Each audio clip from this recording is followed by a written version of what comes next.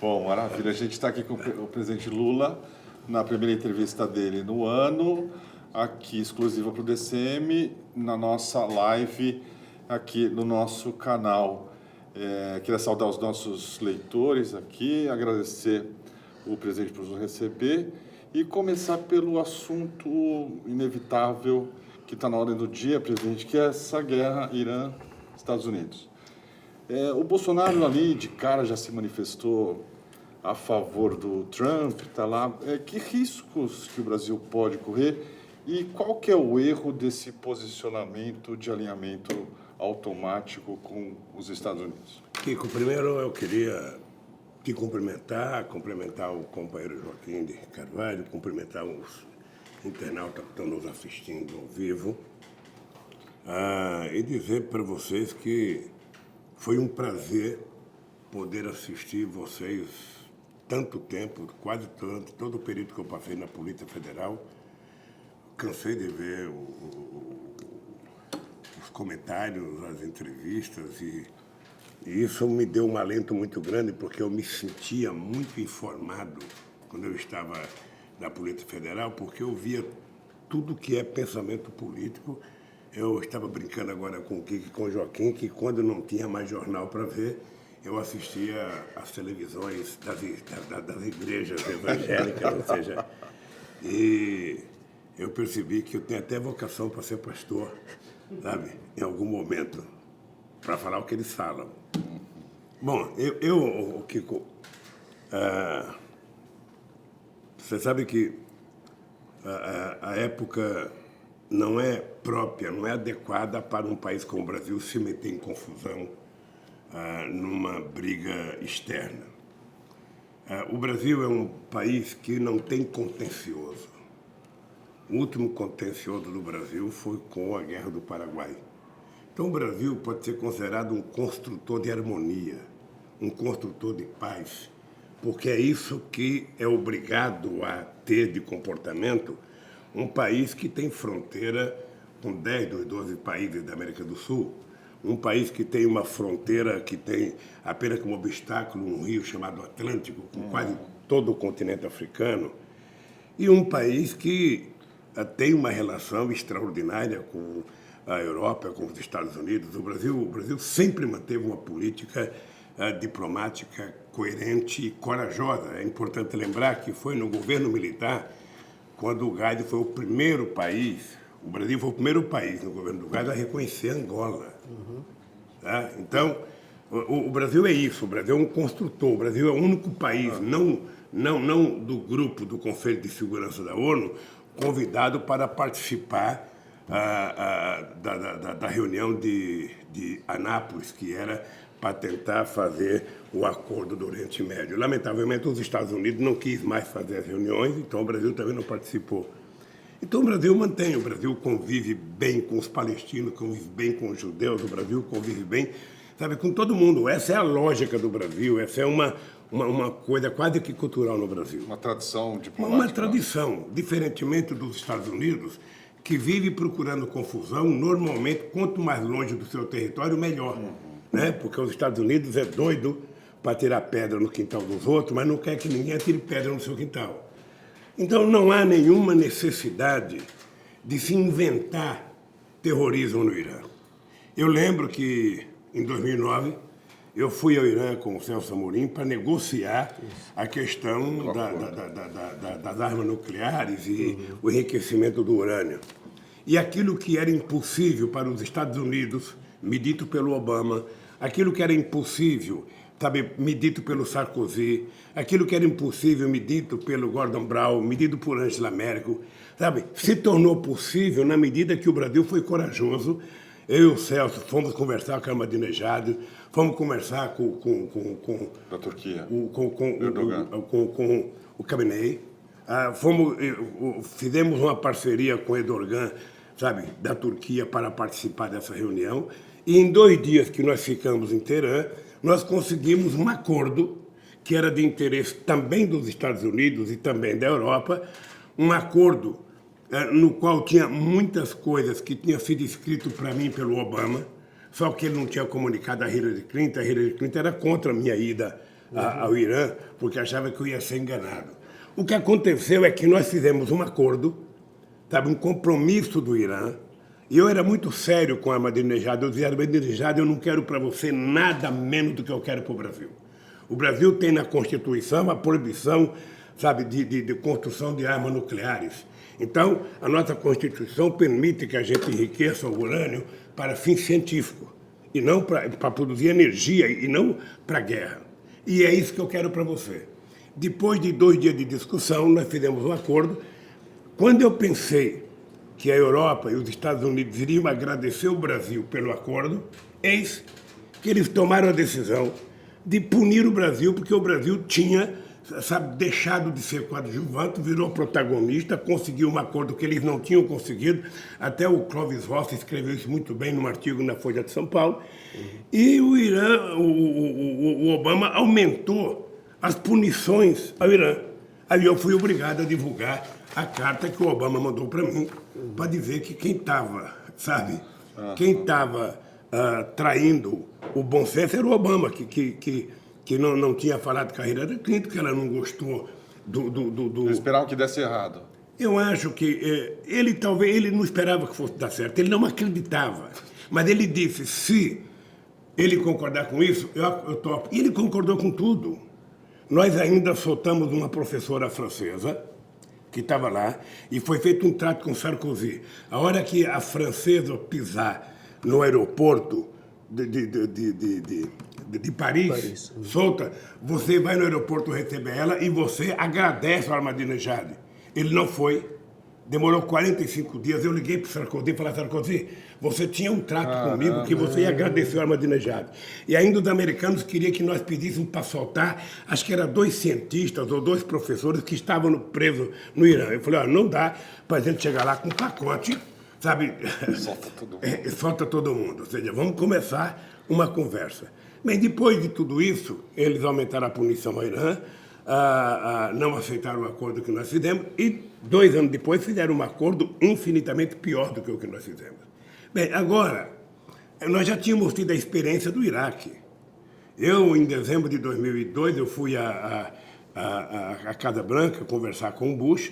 Eu tinha sido eleito, mas não tinha tomado posse, e o Bush estava com aquela obsessão de pegar os terroristas que jogaram o avião contra as torres e de invasão do Iraque. E depois de 1h30 de conversa, depois dele falar,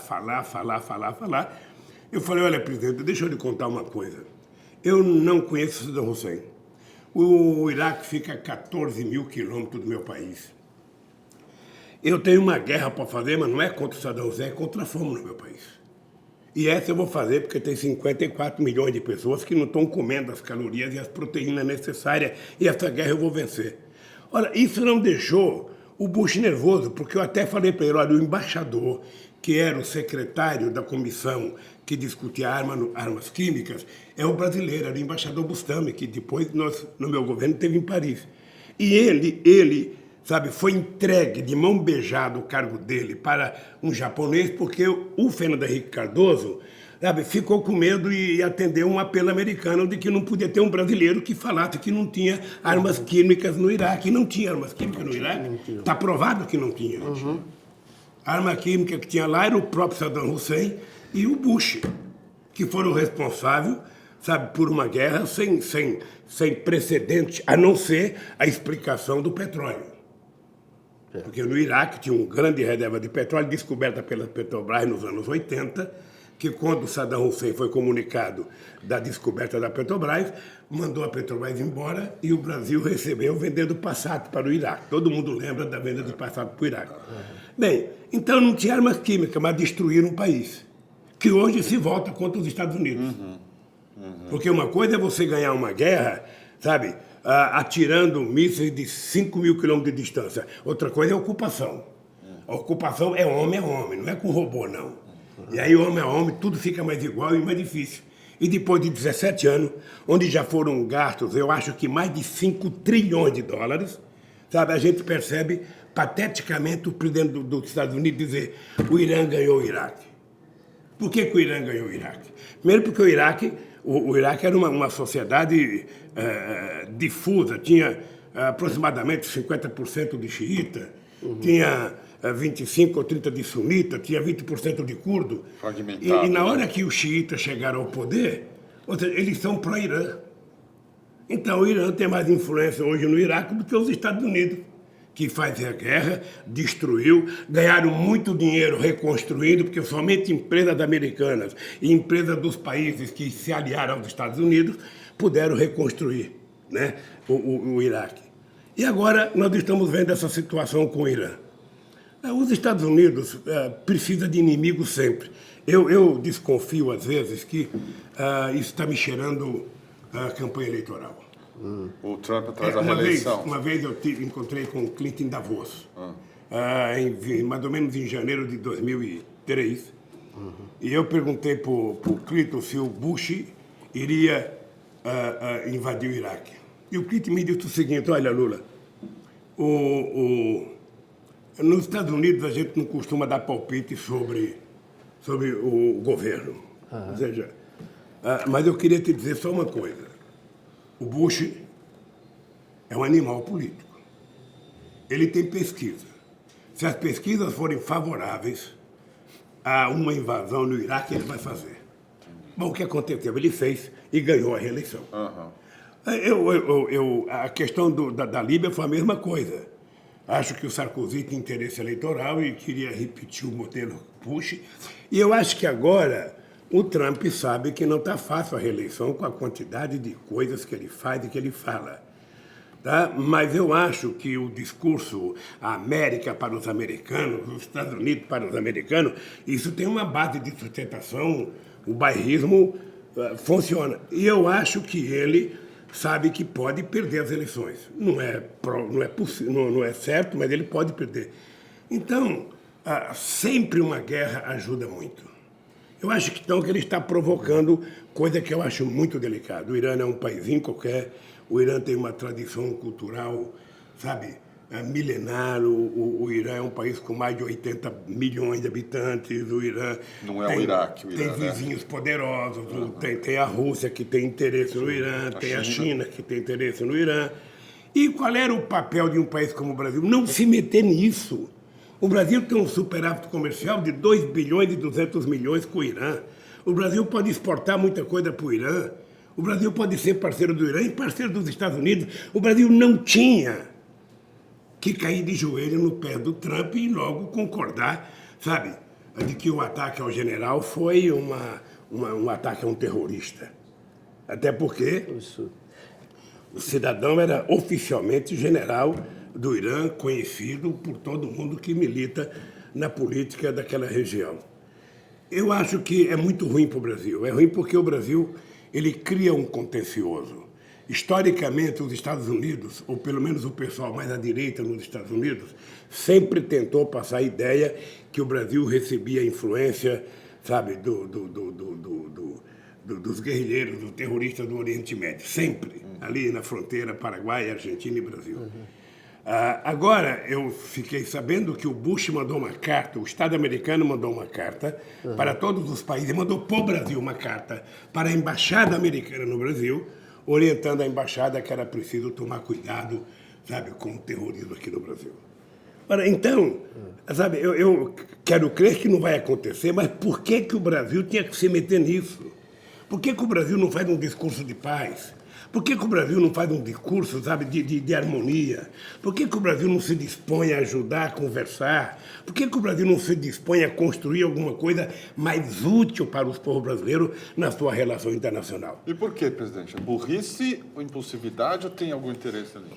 Presidente, e até emendando essa pergunta, é a seguinte: por que o Brasil está tão subordinado aos Estados Unidos? O Brasil precisa tanto dos Estados Unidos, o Brasil como país, né? Por que está tão alinhado desse jeito? Eu não vou dizer burrice, não, Kiko. Eu vou dizer apenas o seguinte. Política internacional, você tem que ter um mínimo de habilidade para fazer. Ou seja, você tem sempre que ter em conta que na relação internacional tem dois interesses. Tem um do outro país e tem o seu interesse. E você precisa compatibilizar para que os interesses sejam, mesmo aqueles que são mais mais chocantes, ou seja, diminua o impacto para que você possa construir a paz. O Bolsonaro ele não tem medido esforço para provar que ele é um lambibota dos Estados Unidos. Ele já bateu o continente para a bandeira americana, ele já ficou muito orgulhoso de um encontro de 17 segundos que o Trump fez com ele, ficou orgulhoso. Ele tem orgulho do filho dele ser amigo daquele cidadão americano que disse que ia derrubar o Maduro, que estava ganho a guerra e orientou aquele, não sei se eu posso dizer bobão, não sei se é ofensivo ou não, mas aquele tal de Guaidó se autoproclamar presidente da República sem disputar as eleições, sem ter um voto, agora mesmo tomou uma entubada lá, perdeu as eleições para presidente e tentou criar uma fotografia subindo na grade para dizer que ele teve que tentar invadir para poder participar. Ou seja, o que eu fico triste é que os americanos criam essa situação melancólica, triste, patética, e o governo Bolsonaro vai atrás, sabe? Tentando mostrar que tudo de errado é a Venezuela, que o Maduro é um ditador que tem que derrubar e que precisava tirar, e que o Guaidó é o presidente de fato e de direito, que não sei das quantas e tal, que o óleo que está poluindo as praias brasileiras é o óleo venezuelano. E tudo que o Trump fala, ele é quase que um ventrículo, ele repete quase que automaticamente. Ou seja, o Bolsonaro, o Brasil não precisa disso. O Brasil não precisa ser lambibota de ninguém. O Brasil não tem que falar duro com a Bolívia e manso com os Estados Unidos. O Brasil tem que ser respeitado pela Bolívia e respeitado pelos Estados Unidos. O Brasil tem que ser respeitado pela China e pelo Uruguai. O Brasil tem que ser respeitado pelo Paraguai e pela Rússia. É assim que se constrói um país soberano. É assim que se constrói um país capaz de ser um agregador e não um desagregador como vocês estão criando nesse país. Por isso eu acho grave a subserviência do Brasil e aí sim eu acho que essa subserviência é incompetência de não saber o quanto orgulho dá para você ser presidente de um país soberano. Soberano nas suas decisões, onde o que importa é você garantir a paz, a tranquilidade, o trabalho, a harmonia e fazer com que o seu povo seja feliz dentro e fora do nosso país. Presidente, por que o senhor, na sua avaliação, por que o Bolsonaro tem esse comportamento? Que ele tentou nomear o filho dele lá. Seria só uma falta de entendimento, de inteligência, de conhecimento?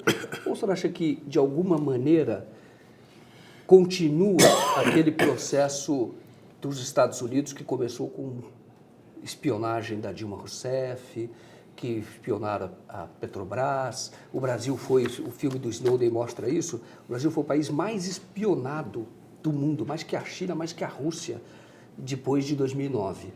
Então, entre 2009 e 2012. Seria, de alguma maneira, será que nós temos hoje agentes públicos que estão trabalhando muito mais para uma potência estrangeira do que para o Brasil? Qual a avaliação que o senhor faz? Eu não sou especialista em política externa. Eu aprendi um pouco com a habilidade de política externa do Itamaraty, aprendi muito com o companheiro Celso Amorim, com o nosso saudoso Marco Aurélio Garcia. Mas eu penso que os Estados Unidos estão vivendo um certo drama de recomposição geopolítica no mundo, na medida em que a China caminha a passos largos para se transformar na maior economia do mundo. A China está fazendo investimentos poderosos na África, a China está fazendo investimento na América Latina, e eu acho que os Estados Unidos resolveu por bem, sabe, de que a Rússia voltou a ter autoridade moral e política, e o Putin faz questão de ser respeitado, ou seja, sabe, tomem cuidado que nós estamos aqui e nós queremos ter soberania. Então, eu acho que por conta disso, os Estados Unidos resolveu se voltar um pouco para se reagrupar na América Latina. Fazer da América Latina uma espécie do quintal que a gente chamava há algumas décadas atrás. Porque eu acho que incomodava ele, sabe, a Argentina com governo progressista, o Brasil com governo progressista, a Bolívia, a Venezuela, o Equador, o Chile, ou seja, que incomodava aquelas coisas no Caribe, aquelas coisas na América Central, gente de esquerda ganhando eleições, ocupando. Acho que aquilo, gente falando em política de distribuição de renda, gente falando em inclusão social, acho que isso incomodava os Estados Unidos a ponto deles compreenderem que estavam perdendo parte do poder que eles tinham de influência nesses países. Tá? É por isso que eu acho, e vou dizer olhando para a Câmara, hoje eu acho absolutamente que é verdadeiro o fato de que os Estados Unidos têm forte influência em toda a política da Lava Jato nesse país. Inclusive nos procuradores da Força Tarefa, inclusive no comportamento do Moro, e inclusive no comportamento de outros juízes. Ou seja, a quantidade de viagens que os brasileiros fizeram, a quantidade de informações que os brasileiros deram, o comportamento de vários procuradores. Tem filme já na internet, acho que vocês até divulgaram, de procurador festejando a minha prisão, de procuradores americanos, sabe, dando orientação, o container que foi roubado do Brasil em 2009 com informações da Petrobras, a tentativa de destruir moralmente a Petrobras, porque quando você acusa uma empresa de ser um manto de corrupto, ou seja, você enfraquece ela perante a sociedade, aí você começa a vender. Por isso que eles estão vendendo a Petrobras em fatias. Então, eu acho que os americanos têm forte interesse. Veja, os acionistas minoritários entraram com uma ação com orientação brasileira, receberam informações, sabe, de gente aqui do Brasil, e o Brasil pagou 15 milhões para eles, e nada para os acionistas brasileiros, ou seja, e eles têm interesse agora em quebrar a lei da partilha, aprovar o fim da lei da partilha para que eles possam fatiar a Petrobras e vender a Petrobras. Para mim isso está claro. Por isso eles destruíram a indústria naval, por isso destruíram a perspectiva do fortalecimento de uma indústria de óleo e gás, por isso eles destruíram a Braskem, porque eles não querem que tenha uma empresa petroquímica no Brasil, porque a ideia era que o Brasil fosse o terceiro país do mundo com uma grande petroquímica. Eles destruíram isso.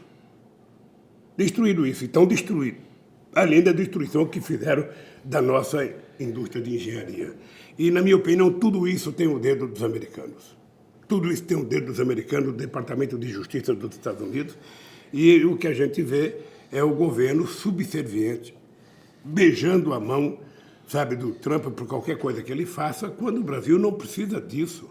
A Petrobras não é uma empresa, sabe, de petróleo. A Petrobras é uma empresa de tecnologia.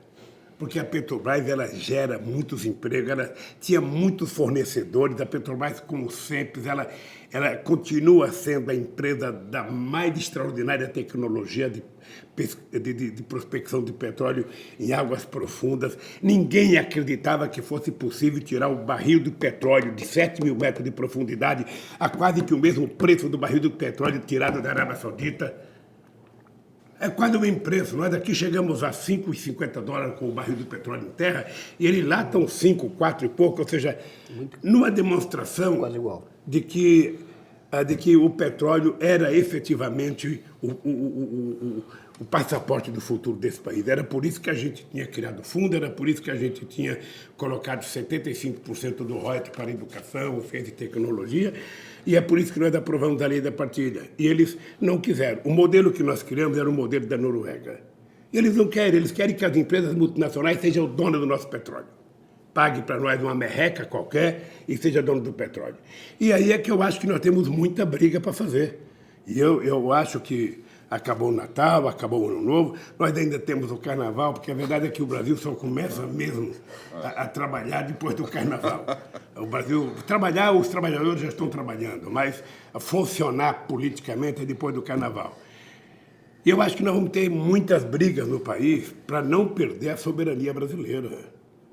Um país soberano não é aquele país que toma conta da sua fronteira só, tem que tomar conta da qualidade de vida do povo, da comida do povo, da água que o povo bebe, das nossas florestas, cuidar da questão ambiental, que é uma coisa quase que sagrada hoje para a preservação da qualidade de vida no planeta Terra. Quer dizer, ou nós compreendemos que o planeta, sabe, é redondo, que nós todos estamos nesse planeta e que se ele afundar, morre todo mundo, morre quem está na primeira classe e quem está na última classe. Estão tentando inventar um foguete, um ônibus espacial para levar os ricos lá para cima, para ver se eles conseguem encontrar um jeito, quando a Terra explodir, eles estarem salvos. Quando a Terra plana Sabe? Não vão acabar. Outros acreditam que a Terra é plana, que vai para um cantinho lá. Não tem. Sabe, eu até brinco que o Bolsonaro não tinha o direito de deixar o seu tutor ideológico, o seu mentor ideológico, sabe, falar umas bobagens dessa. Porque o Brasil tem um astronauta que é o ministro da Ciência e Tecnologia. Ele deveria dar uma aula para o Olavo de Carvalho e mostrar que ele esteve lá, mostrar fotos, falar, eu estive lá, é redondo, Olavo, é redonda, pelo amor de Deus, não vamos brincar com a inteligência. Mandar o astronauta para o espaço. Mas ele não faz. Ou mandar ele. Essa é uma boa ideia. É uma boa ideia. Quem sabe sugerir que na próxima nave que for para o espaço, mandar ele para ele conseguir ver, sabe? Ele acha que a Terra é um campo de futebol gigante, sabe? Não tem lógica. Então, eu acho que o Bolsonaro, ele é isso, ele sempre foi isso. Ele foi isso a vida política dele inteira. Ele foi isso como tenente do Exército. O senhor encontrava com o Bolsonaro ali? Não, eu acho que vocês até deveriam pesquisar. Eu acho que ele nunca fez um discurso contra mim. Vocês poderiam pesquisar. Ele não fez discurso. Não fez, sabe por quê? Porque ele sabe que, no período do meu governo, os militares recuperaram parte da decência que tinham perdido nos outros governos. Tá? Vocês podem procurar os generais, sabe, general de verdade, e perguntar o que aconteceu no meu governo com as Forças Armadas, no Exército, na Aeronáutica e na Marinha. Nós recuperamos, por que se voltaram contra o senhor? Eu não sei. Dizem que parte dessa gente que está no poder aí era pessoal ligado ao Frota que não aceitou, por exemplo, a punição do gás ao Silvio Frota. Ao Silvio Frota. Não Alexandre Frota. Dizem que eu não conheço. Sim. Mas, de qualquer forma, eu acho que o alto comando das Forças Armadas se mantém numa certa equidistância dessa loucura toda, o que é saudável. Porque eu já cansei de dizer, ninguém deveria ser general, sabe, se não fosse nacionalista. O cara tem que declarar, sabe, não é dizer que ama a sua pátria e depois vender parte da sua pátria para os Estados Unidos ou para outro país. Ou depois vender uma empresa, que eu já afirmei, não é uma empresa de petróleo, é uma empresa de desenvolvimento, é uma empresa de ciência e tecnologia, que é a Petrobras a troco de banana. Sabe, então, é preciso que a gente tenha nas Forças Armadas. Eu lembro de uma conversa que o pessoal do exterior tinha comigo, o orgulho que eles tinham, sabe, de dizer que as Forças Armadas brasileiras, diferentemente das Forças Armadas do Chile, diferentemente das Forças Armadas da Argentina, não tinham destruído o parque industrial brasileiro, que eles ajudaram a construir, inclusive, indústrias fortes, né? O etanol é resultado dessa política, sabe, de grandeza do Brasil. Mas, lamentavelmente, sabe, nós estamos agora com uns ex-militares, sabe, na assessoria do Bolsonaro, que, sinceramente, se eu conhecesse a cabeça política deles, eu não os teria promovido a general, sabe? Não, sinceramente, eu não sei se fui eu, se foi a Dilma que promoveu alguns, mas é lamentável, porque eu não quero que goste do PT, eu não quero que goste do Lula, eu não quero que goste do Haddad, eu não quero que goste da Dilma. Ninguém precisa gostar, não estamos propondo casamento a ninguém. O que eu quero é que gostem do Brasil. O que eu quero é que respeitem o Brasil.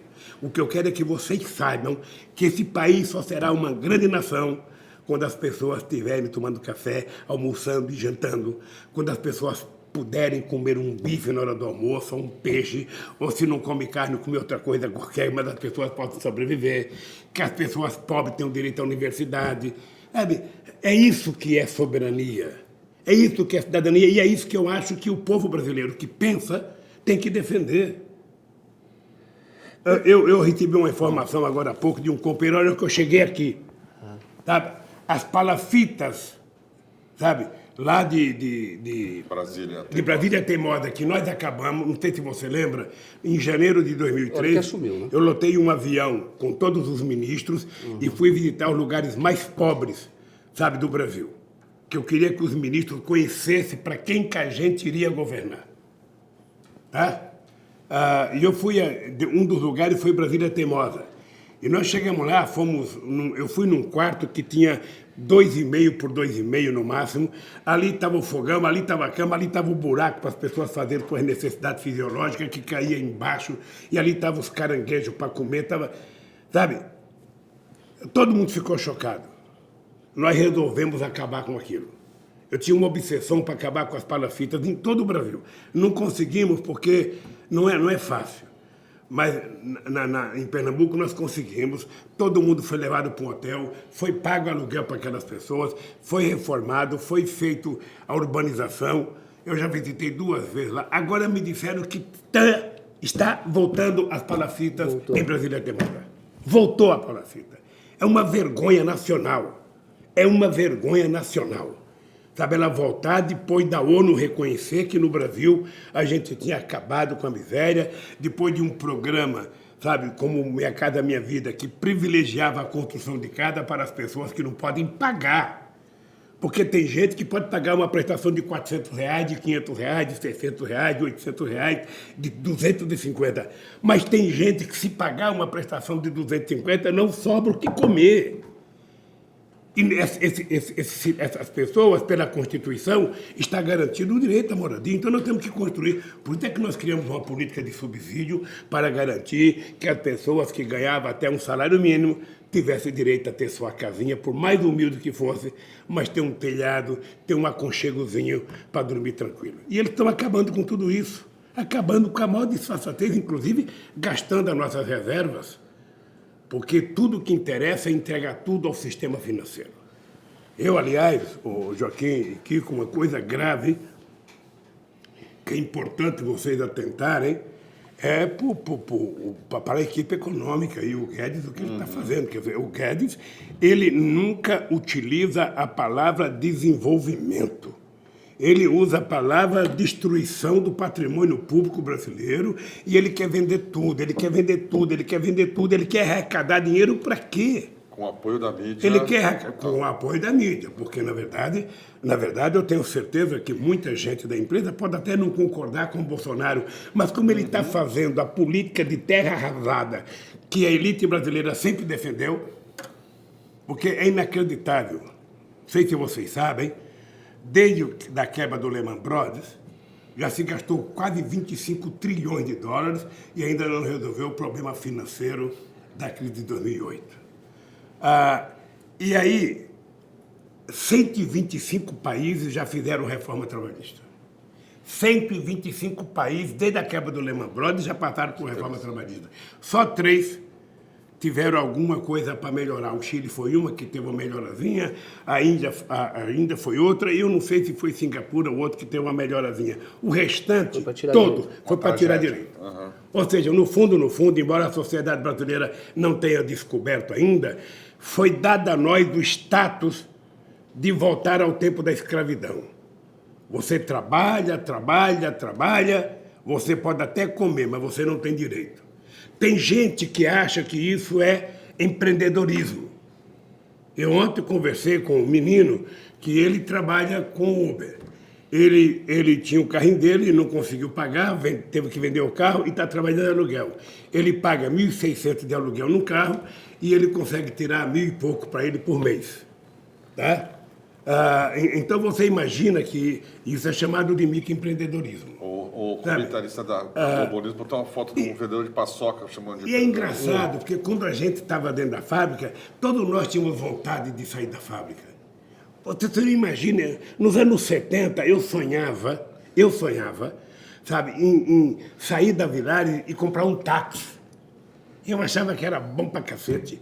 Ou montar um bar.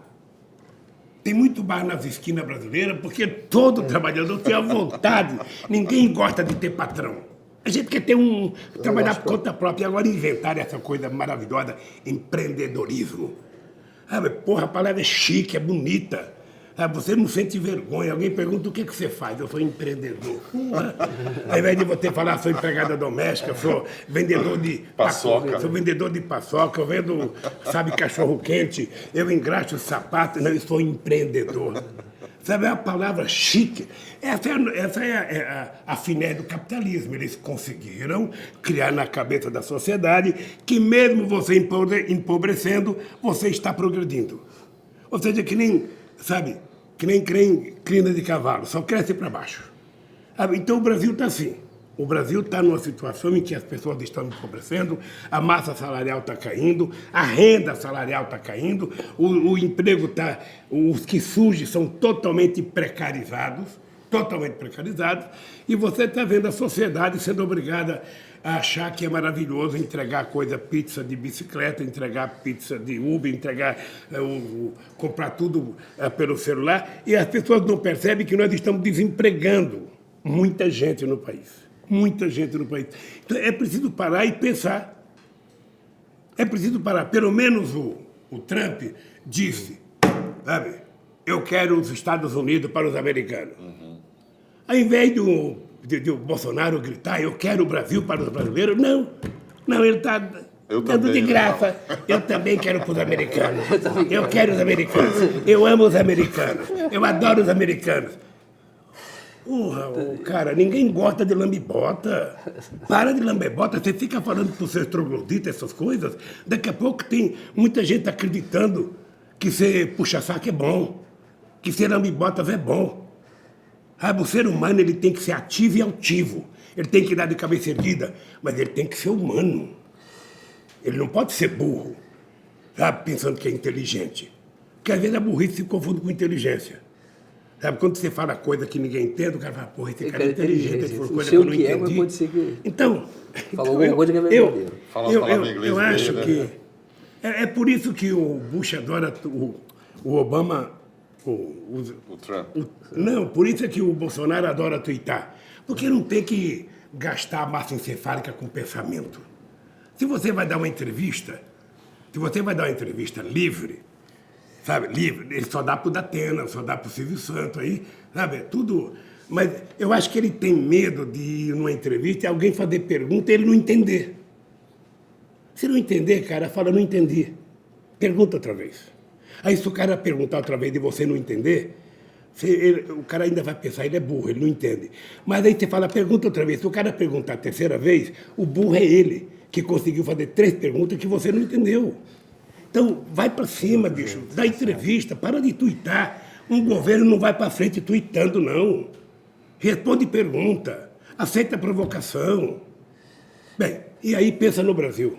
Pare de ser puxa-saco dos Estados Unidos, que isso não ajuda ninguém. Eu estou aqui falando essas coisas, dá a impressão que eu sinto que... Eu já li muitos artigos de gente incomodada. O Lula deveria sair para pacificar, o Lula deveria sair para então, sabe? Isso que eu queria saber, né? Como é que encara essa acusação de que o senhor está polarizando o Brasil? Deixa eu falar uma coisa. Meu caro, olha, Jesus Cristo polariza o mundo, sabe? Há mais de 2000 anos. O Flamengo está polarizando o futebol brasileiro agora. O Real Madrid e o Barcelona polarizam o futebol espanhol. É pobre de quem não polariza. Quem não polariza tem 1% de voto, 2% de voto, 3%. O partido não existe, muda de nome todo dia. Você vê que no Brasil as pessoas mudam mais o nome dos partidos do que mudam de cueca.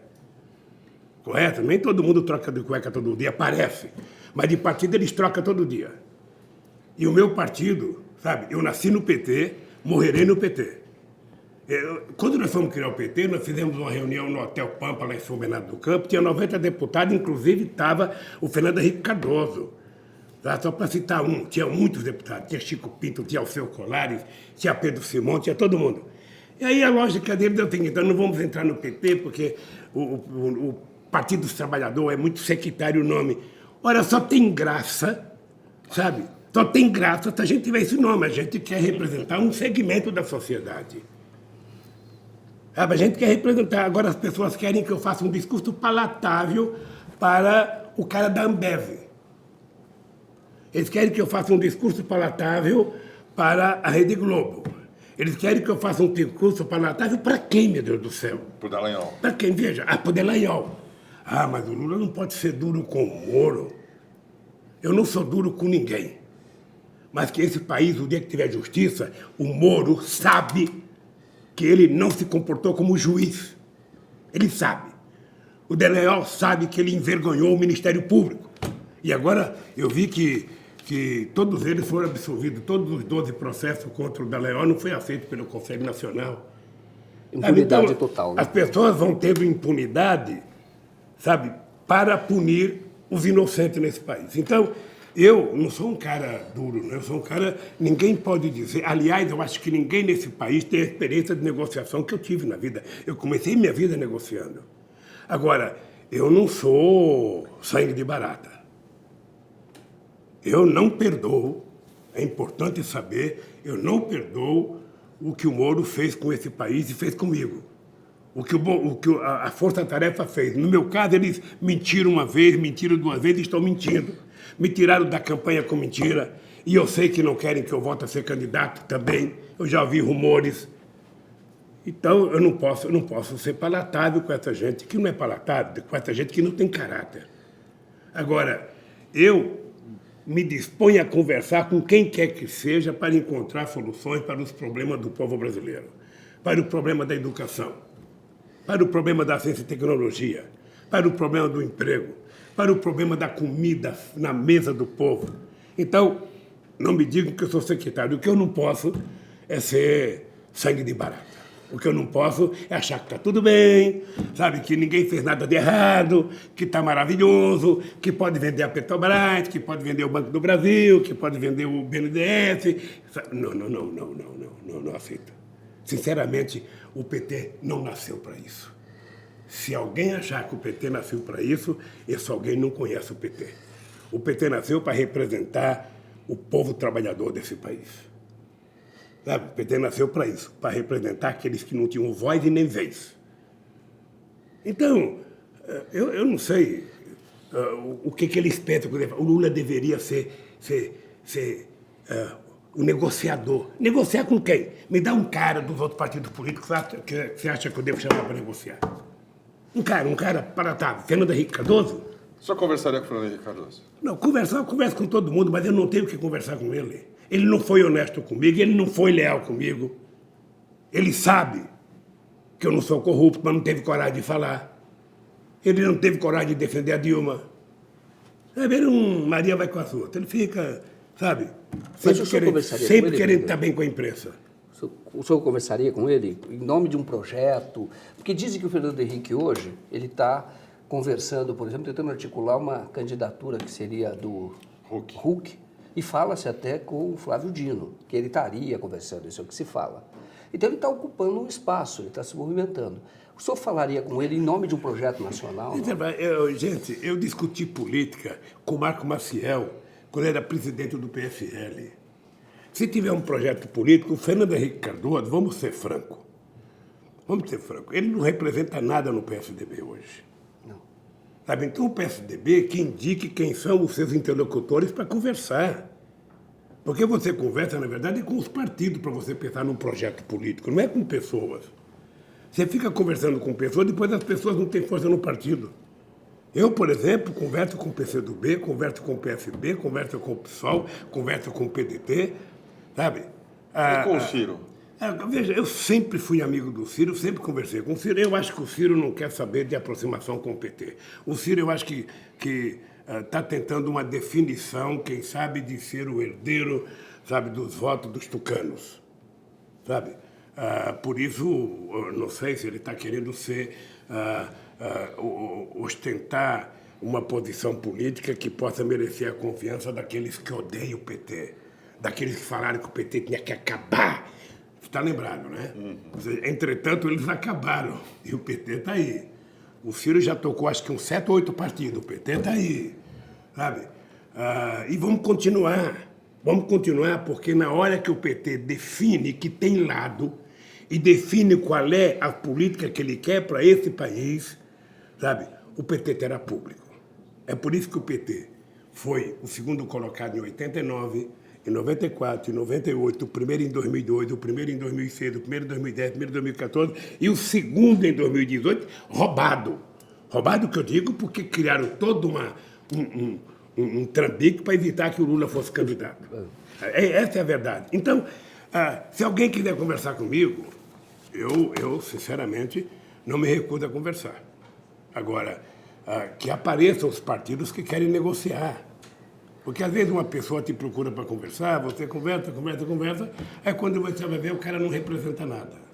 Aí você conversa, o cara não representa nada.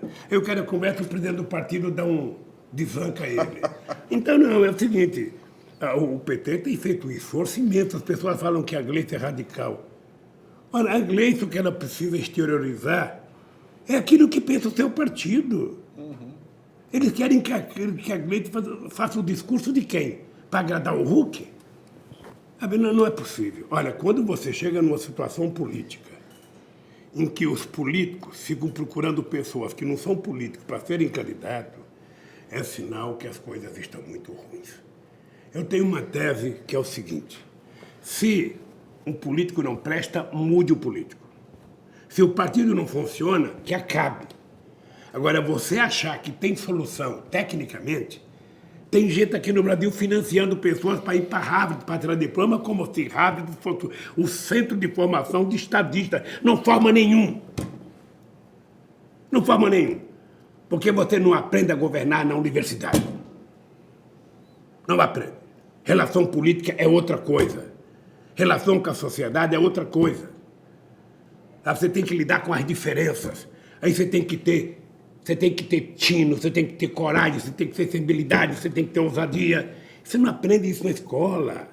Então, eu estou vendo, não vai para Harvard para aprender o quê? Para aprender a ser deputado em Harvard. Não aprende. Senão os americanos teriam os melhores deputados, os melhores senadores, os melhores presidentes do mundo, e não os têm. Se fosse assim, era fácil. Você não precisava disputar a eleição. Vai na USP, vai na Unicamp, vai nas universidades federais e escolhe os candidatos a presidente, da prefeita, deputado, senador, está resolvido o problema. Pega os que têm nota mais alta e coloca. Não é isso? Pega os professores titulares, coloca todos eles, sabe, para ocupar cargo. Não é assim. Isso pode ser para tocar uma indústria de cerveja, mas para tocar um país composto de seres humanos, sabe, com interesses políticos, com interesses econômicos, com interesses pessoais, com sensibilidade, é outra coisa. Portanto, eu sinceramente, quero dizer alto e bom som, Kiko, se você conhecer pessoas que querem conversar, eu estou vendo agora um político, até me disseram ele, o ex-governador do Espírito Santo, Hartung? O Paulo Hartung, ele virou um assessor do Huck. Olha, esse cara foi governador 3 vezes, esse cara poderia se auto-titular. Eu quero ser candidato a presidente. Ele sabe que ele é mais preparado que o Huck. Virou sub do sub. Não, mas é porque ele acha que trabalhando para o Huck, a Globo vai dar colher de chá e vai... E o Huck representa uma ameaça? Eu diria deixa eu te contar. Emendando essa pergunta, eu gosto do Huck como artista, acho que ele tem valores impressionantes como artista, sabe? Ninguém chega onde ele chegou se não tivesse qualidade. Claro. Agora, a qualidade de um artista, de um apresentador de televisão, não é uma atividade, não é uma capacidade política. Tá? Não é capacidade política. Uma coisa é você saber o seguinte: olha, você é mais leve que a água, é só você pular na água e fazer combate, você sabe nadar. Assim seria fácil, não é isso? Joga os caras lá. Agora, pula na água para ver se é só assim, para ver como é que a tua teoria falha. Então, sabe, a gente não pode, no meio do século XXI, sabe, ficar escolhendo o candidato que a Globo quer, porque é a Globo que quer candidato. Devia indicar logo o João Roberto Marinho. É isso mesmo, presidente. E o que aconteceu? Porque pelo menos ele tem experiência de administrar o grupo. Sabe? A Globo elegeu o Fernando Henrique com o Plano Real. Em 98 a Globo nem fez o debate, em 98, que era para conseguir a reeleição. O que eu pergunto é o seguinte: é evidente que esse projeto deve ter o dedo da Globo, parece que tem. Não seria só da Globo, seria um projeto para tentar isolar o PT, por isso que eu pergunto. Porque o PT é a maior força política do Brasil. É um projeto de isolar todas as pessoas que pensam em inclusão social nesse país. Tá, envolve o Flávio Dino, envolve o PCdoB, envolve o PT, envolve o PSOL, envolve o PSD. Todas as pessoas nesse país que pensam em inclusão social, pensam que a empregada doméstica tem que ter carteira assinada, tem que ter férias, tem que ter garantia. que tem que ter horário de almoço, horário de janta, que tem que ter 8 horas de trabalho e descansar o tempo inteiro. Que acha que o povo mais humilde da periferia que estudou escola pública tem que estar na universidade, sim. Sabe? Essas pessoas realmente não querem que o PT continue. Não querem. Esse negócio de aumentar salário mínimo, não pode. É assim. Essa é a cultura do Brasil. É só você olhar o que aconteceu em 350 anos de escravidão. É só você analisar o que aconteceu depois da escravidão. Depois da proclamação da República, nunca se levou em conta os pobres nesse país. Esse é o dado. E eu acho que o PT, embora tenha que falar para a classe média, tenha que falar para o empresário, tenha que falar para a sociedade, o PT tem que ter um compromisso de fé com o povo trabalhador desse país. Sabe, com aqueles que nunca tiveram vez, com aqueles que não puderam estudar, com aqueles que não puderam, sabe, ter uma formação, com aqueles que não puderam ter uma casa. Ou seja, como é que pode você viver num planeta Terra onde você tem os 100 mais ricos do Brasil ganhando mais do que metade da população brasileira? Onde você tem 6 empresas, sabe, ligadas à internet, 6 empresas digital, que os donos têm, cada um deles tem mais de 100 e não sei quantos bilhões de riqueza própria, não é da riqueza da empresa, não. Como é que pode? E a gente ainda tem quase 900 milhões de crianças que vão dormir com fome toda noite. E não é só no continente africano, não, é aqui no Brasil agora, é na América Latina. Como é que pode? Como é que eu posso dizer que eu sou cristão e deitar com a minha cabeça no travesseiro sabendo que vizinho da minha casa tem uma criança que não comeu, que não tomou um copo de leite? Como é que eu posso? Como é que eu posso ver uma pessoa sair do médico com uma receita e colocar aquela receita em cima do criado mudo e morrer porque não tem dinheiro para comprar remédio? Esse país não precisa disso. Acabaram com os mais médicos, o que colocaram no lugar? Não tem. As pessoas que frequentavam o sírio-libanês continuam frequentando como eu. As pessoas que vão operar nos hospitais, sabe, melhor do Brasil, continuam indo. E o povo pobre, que mora na periferia desse país? Quem vai atendê-los? Quem vai tratá-los? É isso que a gente tem que discutir com muita clareza. Com muita clareza. E eu tenho orgulho, porque no meu tempo de presidente, muita gente que estava no Japão há muito tempo voltou para o Brasil. Eu lembro que muita gente que estava em Portugal voltou para o Brasil. Agora o que eu vejo é todo mundo querendo ir embora do Brasil outra vez. Sabe, no meu tempo de governo era gostoso fazer política. Era gostoso. Veja o tipo de proteção que o Bolsonaro tem nos atos públicos que ele vai e veja o que eu tinha quando eu era presidente. Porque quem está fazendo as coisas certas não tem medo. Quem está fazendo as coisas certas não corre risco. Agora, quando eu me protejo como miliciano, aí sim, eu sei que eu não estou certo. Quando você protege um cara, sabe? Como esse cidadão que... O amigo do filho do Bolsonaro...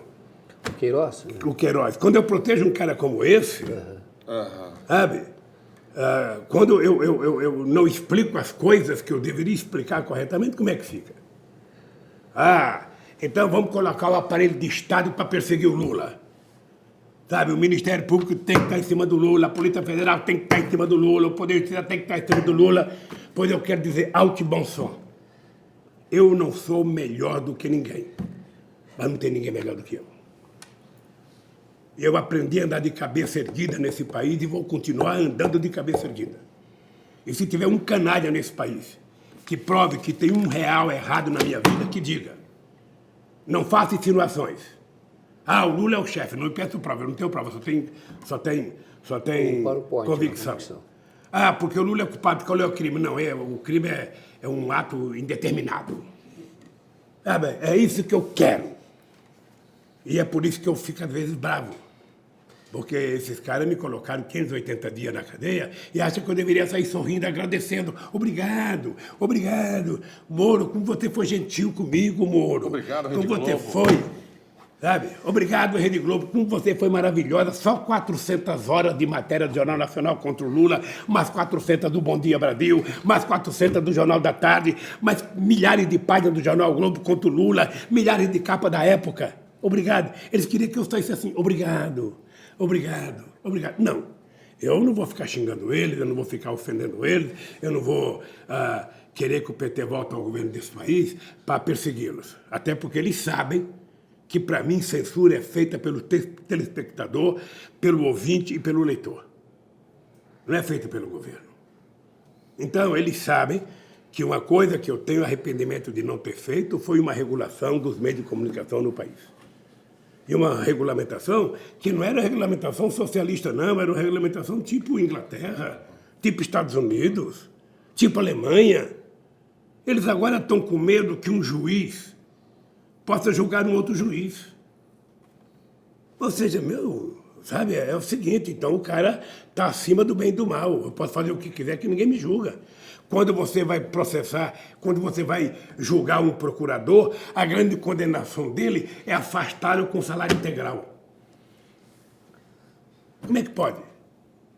Então, eu sinceramente, embora seja um homem de paz, embora seja um homem tranquilo, eu tenho ressentimentos, eu sei o que fizeram comigo. Eu sei o que fizeram comigo.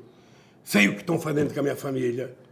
E eu não tenho outra coisa a não ser o seguinte, eu não troco a minha dignidade por nada desse país. Por nada.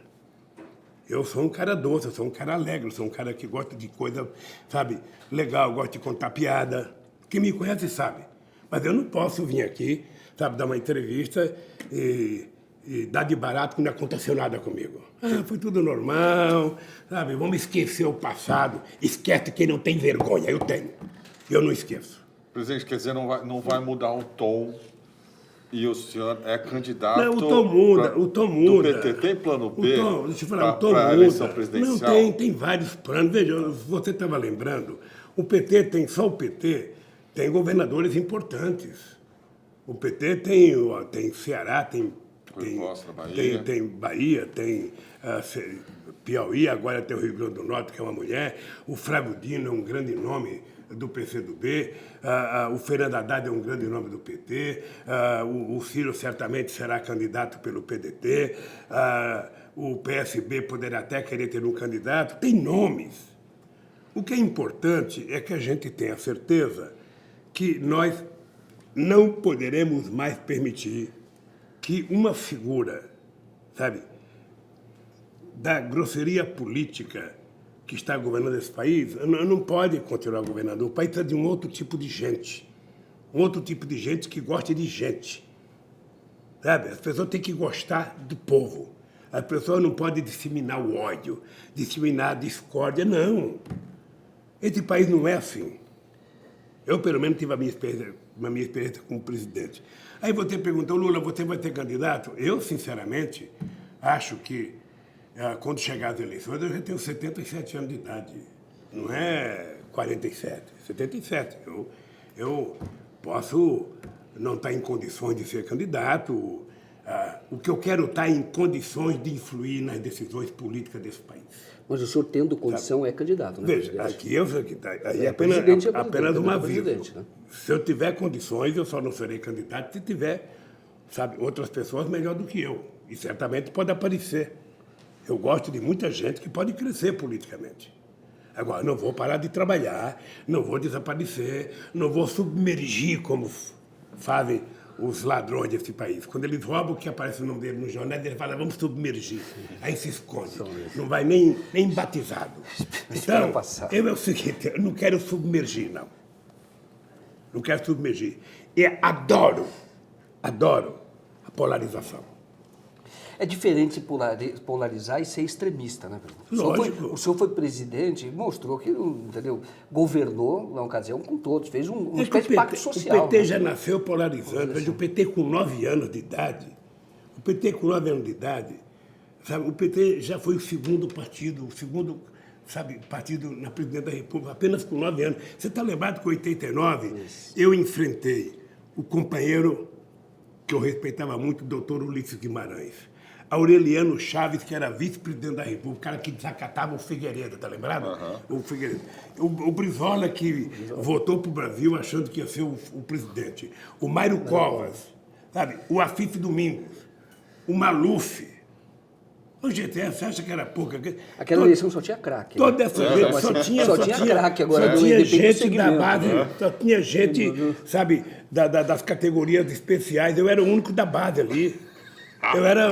Eu era o pardal no ninho de Curió, sabe?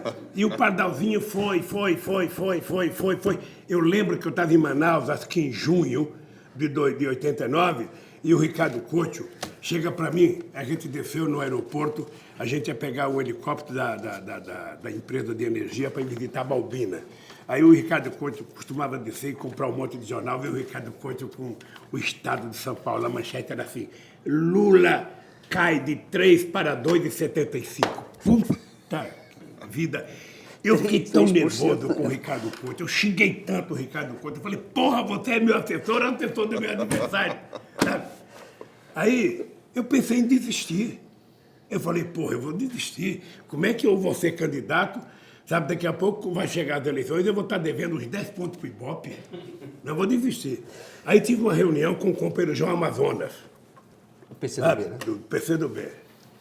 E o João Amazonas falou assim, Lula, é o seguinte, ó, vamos modular o nosso discurso para quem que a gente quer governar. Aí, é o seguinte, nós começamos a fazer o discurso para aquela base originária do PT e do PCdoB, para a sociedade organizada do sindicato. Era um discurso mais... Porra, fui pro segundo turno, na frente do pessoal. Rede Povo de televisão. E aí, quando eu ganhei as eleições... Teve a Rede Povo de televisão, né? Que começou a mostrar, foi um case, não. Sabe, então, eu fui pro segundo turno, aí eu fui conversar com o Brizola para me apoiar. Puta, chega na cara do Brizola, rapaz, o pessoal irritado. E aí o Brizola falou assim para mim, ó, Lula, eu acho que nós tivemos um empate técnico. Foi só 500 mil votos, então eu acho que a gente deveria retirar e apoiar um outro. Eu falei, Brizola, deixa eu te falar uma coisa. E ela apoiar quem que era? Mário Covas. Com todo o carinho que eu tenho por você, isso aqui não é pesquisa, isso aqui é resultado final, não teve empate técnico. Eu tive 500 mil votos na frente, porra. Sabe? O correto é você me apoiar. E depois de umas 2 horas de conversa, o Brizola, pessoa que faz falta nesse país, sabe? Um polemizador que faz falta nesse país, sabe? Pegou na minha mão e falou, ó, vou te apoiar. E fomos lá para a janela, sabe? E é importante lembrar que o Brizola transferiu para mim 100% dos votos do Rio de Janeiro. Tudo que ele teve. Foi um negócio Que diferença do Ciro Gomes, né? não tem. O Brizola era... Não, que diferença. O Brizola era um polemizador refinado. Sabia de política, tratava isso com muito carinho. Tanto é que ele estava apoiando o Ciro e em 2002 e desistiu, sabe? Bem, de qualquer forma, é isso. Eu já fui candidato, já fui presidente, já tenho a primazia de ser, sabe, considerado até hoje como o melhor presidente que esse país já teve. E isso, para mim, já está garantido. Então, não ser presidente, para mim, não é nada, sabe? Mas eu vou apoiar companheiro e quero ter influência, assim, porque, sabe, em política, quando você não tem mandato, nem vento bate nas tuas costas, bicho. Pode estar ventando nas costas de todo mundo, na tua, sabe? Cara, e um político tem que ter influência, um político não pode acabar no limbo, sabe? Eu tinha certeza, Dallaiol, eu tinha convicção que eu ganharia as eleições do Bolsonaro estando preso.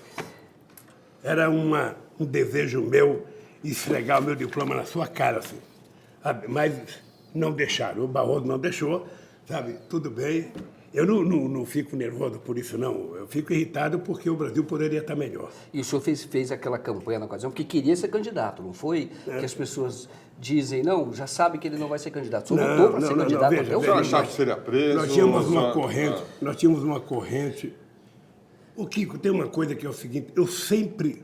Olha, o que é intuição? Eu sempre levei em conta que não era possível acontecer o impeachment da Dilma e eu poder ser candidato em 2018.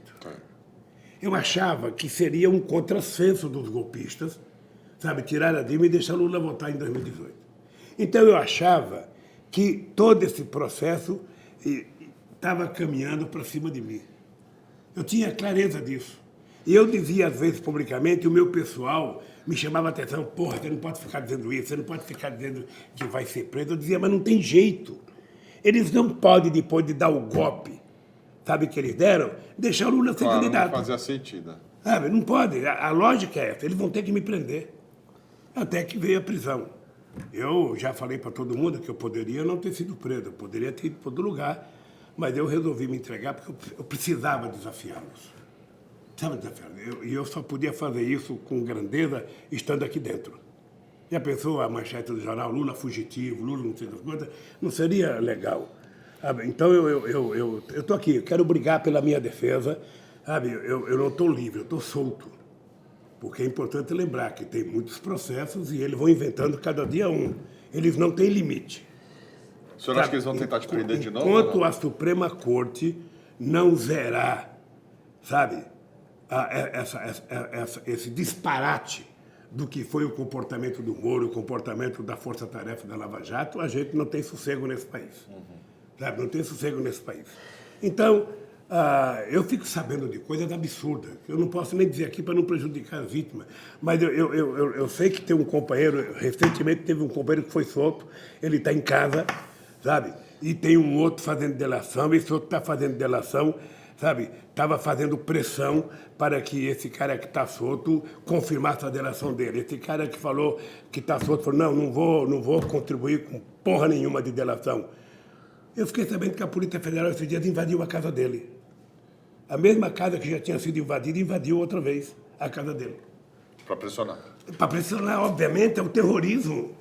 É a tortura psicológica. É a tortura psicológica. Quando você é preso e o cara fala assim para você, você não vai me contar, então a tua filha vai vir aqui para o teu lugar. Isso, para um pai, é mais duro do que te dar um choque 220. E isso aconteceu na Lava Jato. Qualquer coisa. Sabe? Você fala qualquer coisa. Olha, tua mulher está aí, ela pode ser presa, então você trata de falar. É assim que funciona. É a tortura civilizatória. Ou seja, não é aquela do choque, não é aquela de bater colocar você no pau de arara, mas é a tortura psicológica mais dura que se pode ter, que é envolver a família. Então é o seguinte, Kiko, eu só posso contribuir para a democracia brasileira se eu puder provar. E aí eu sou obrigado a agradecer, sabe, o papel que o companheiro Glenn e Intercept tiveram nesse processo. Sem dúvida. Porque eles conseguiram mostrar, sabe, jornalisticamente, com informações, toda a podridão que a minha defesa vinha denunciando. Eles conseguiram provar, sabe, o que estava acontecendo. E, lamentavelmente, os meios de comunicação, que hoje praticam a maior censura que esse país já conheceu, não foram os militares que produziram a censura. A Globo hoje é a empresa mais censura, porque ela não deu uma nota da Intercept. Para falar que não deu, ela deu quando foi defender o Faustão e deu para defender o Roberto Dávila, o negócio do filme. E fez corretamente a defesa do Roberto Dávila, que ele foi muito gentil. Furo nosso, né? Sabe? Então, ela não deu mais nada, sabe? Não deu mais nada. Então, uma empresa que não tem coragem de dar uma notícia que sai no New York Times, que sai no The Guardian, que sai na revista francesa, na revista alemã, na revista japonesa, na revista chinesa... Está deixando de informar. Está deixando de informar. Por quê? Porque ela criou o santo de barro dela, que é o Moro. Que é o Moro. Que é cria dela. Sabe? E o Moro, para ele desmontar, é só ele falar. Se ele começar a abrir a boca, ele se desmonta perante a sociedade. Sabe? Então, deixa ele falar. Você não acha que ele vai ser candidato? Eu não sei. Depois do Bolsonaro, qualquer um pode ser candidato. O senhor está preparado para uma polarização com o Moro? Porque a última pesquisa mostra o seguinte: as duas pessoas que têm mais credibilidade, vamos chamar assim, perante o povo, pesquisa, já existe uma certa polarização. Não é com o Bolsonaro, seria com o Moro e o Lula. O senhor estaria preparado para uma disputa eleitoral contra o Um debate? Se ele desafiar no debate? Eu propus a ele um debate quando eu fui fazer o depoimento. Eu propus, você poderia fazer um debate na Universidade Federal do Paraná aí, sabe? sobre o seu ponto de vista e o meu. É só chamar? Eu adoro. Mas o senhor entraria numa Eu campanha? adoraria Seria uma fazer- campanha dos adoraria sonhos, fazer não, né? debate e adoraria fazer um debate na Globo. Na Globo. Com ele. Porque é importante lembrar que em 2004, é importante lembrar que em 94, em 2008, a Globo não fez debate. Não fez debate porque o candidato dela era o Fernando Henrique Cardoso. Tá? Por isso que ela não fez debate. Fernando Henrique Cardoso só foi no debate na Bandeirante e depois desapareceu. Agora, quando é o PT que não pode ir no debate, aí eles colocam a cadeira vazia, como colocaram a cadeira em 2006, quando eu não fui no debate. Então, é assim, eu obviamente que... Presidente, a Globo pediu entrevista para o senhor, que eu digo de censura, que é a questão da censura. Por exemplo, o senhor é uma figura política importante. Em qualquer lugar do mundo, a BBC entrevistou, Deutsche Welle entrevistou, a Globo pediu entrevista para o senhor. Eu até falei isso, ela nunca pediu entrevista para mim. Nunca pediu entrevista para mim. Apesar de eu fazer pedido da cadeia, por que a Globo não pede uma entrevista? Acontece que para a Globo eu não daria entrevista gravada, só se fosse ao vivo. Mas o senhor falaria, né? Falaria não, falo. Mas ela nunca solicitou, Nunca, porque é um nunca, veículo de nunca, comunicação nunca, que Não não se solicitou. interessou em falar com o Lula. Nunca. Isso é uma censura, né? Eu acho isso uma censura. Não, eu sou a figura mais censurada, sabe? Nem direito de resposta a gente consegue na Globo. Mas deixa eu perguntar uma coisa, o senhor fala da censura e da mídia, né? Que a gente está falando o seguinte, tudo que está acontecendo agora, 2013 o Brasil estava muito bem. Os índices eram muito bons. A popularidade da Dilma era boa, o Brasil ia sediar a Copa do Mundo, estava ali na véspera de sediar a Copa das Confederações, que é tudo evento de gente grande, Olimpíada.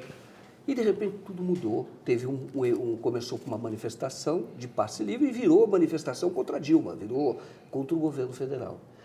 Já tem muita lenda sobre, não sei se é verdadeiro, que outros presidentes chegaram a falar com o senhor, o Erdogan falou, não é espontâneo esse tipo de manifestação.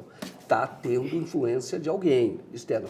Abre o olho. É verdadeiro? Eu queria que o senhor falasse sobre isso, porque até o senhor falou numa outra entrevista e gerou uma certa polêmica. Falou da influência do exterior. Essa pergunta me dá chance até de responder a visão do companheiro... Marigoni, entre outros, o do companheiro pessoal. do PSOL. Isso é importante. Veja, eu em nenhum momento, eu deixo de reconhecer que o movimento de 2013 começou com uma greve, com um movimento do pessoal que reivindicava a redução do transporte. Nenhum momento. Até porque eu conhecia bem os líderes daquele movimento, e um deles era o Zé Maria, que foi do PT durante muito tempo. Tá? Agora, o que eu não concordo é que foi aquilo que gerou as manifestações no Brasil inteiro transmitidas ao vivo pela Globo. Eu já fui um dos maiores grevistas desse país. A Globo nunca parou para transmitir uma passeata nossa, nunca parou para transmitir uma greve nossa. Greve pacífica, que não tinha quebra-quebra. O que eu acho é que as manifestações de 2013 chegou num determinado momento que ela virou uma coisa eminentemente de interesse político e de interesse político contra o governo para negar a política. E acho que isso tinha muito a ver com a Primavera Árabe, tinha muito a ver com o que aconteceu na Turquia. Você está lembrado que na Turquia os argumentos eram de que queria se derrubar uma praça e que os estudantes não queriam, que não sei das contas, tal. O Erdogan ligou e falou o seguinte, olha, se fosse por causa de uma praça, eu fazia 10 praças. O problema é que eles queriam derrubar o governo. Tá? No Egito, conseguiram derrubar o Mubarak, que deveria cair, porque era um ditador mesmo, já estava lá há muitos anos, mas depois elegeram o Morsi ficou lá um pouquinho de tempo, aí caçaram o Morsi, quem é que está lá até agora? 3 generais, e cadê as manifestações? Não tem. Não tem. Então, a Globo transmitiu uma passeata ao vivo no horário da novela, achar que aquilo foi em solidariedade ao pessoal que estava reivindicando a redução de 20 centavos no transporte coletivo, é acreditar em fantasia. Tá? Então, vamos colocar as coisas no lugar. O movimento, nós tivemos a manifestação por redução do transporte, ela foi feita por um movimento que existia desde o tempo que eu era presidente da República. Eu, no Piauí, tive encontro com eles, tivemos bate-boca com eles que já reivindicavam a questão do aumento do transporte, sabe? E que esse movimento começou aqui na Paulista, teve aquele quebra-quebra. A partir dali, eu acho que foi outra coisa. A partir dali, na minha opinião, tinha orientação de fora.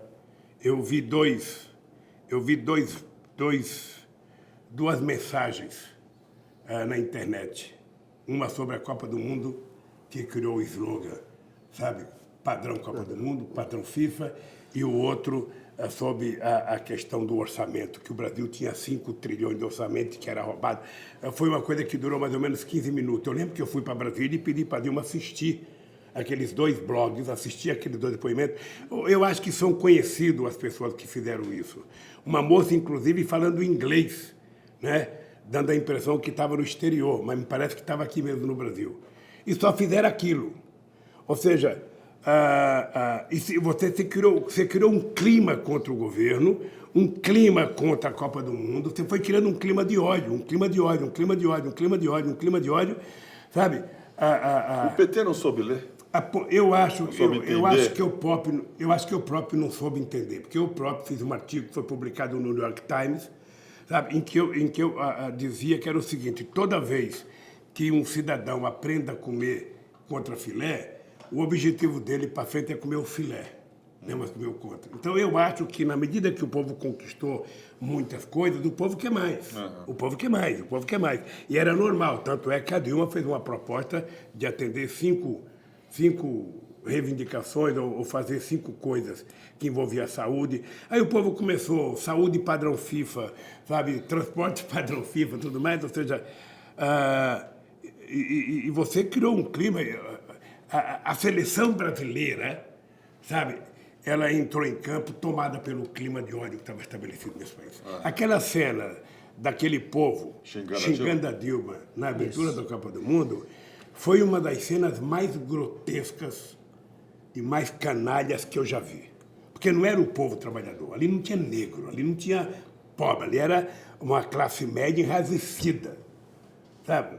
Não que a classe média seja mal educada, seja sempre assim, sabe? Mas aquele povo estava tomado por uma campanha de ódio muito grande. E foi virando uma coisa, sabe, contra o governo.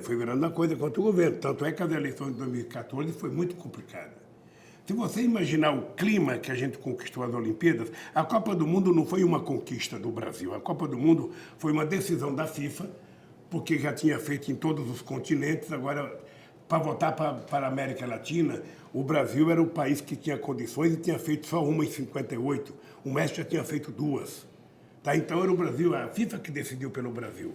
Não teve uma disputa para o Brasil ganhar. Mas que o Brasil estava bem naquela época. Não, o Brasil estava bem, a economia do Brasil estava bem, o Brasil era protagonista internacional. E veja, o governo não deu palpite de estádio, o governo não foi o governo que decidiu ser 5 estados, 6 ou 12, sabe? Quem inventou de levar para o Pantanal, quem inventou de levar para o Amazonas, quem inventou foi a FIFA e a CBF. Não teve participação do governo. Tá? Não teve participação do governo. Eu acho que 8 estados dava muito bem.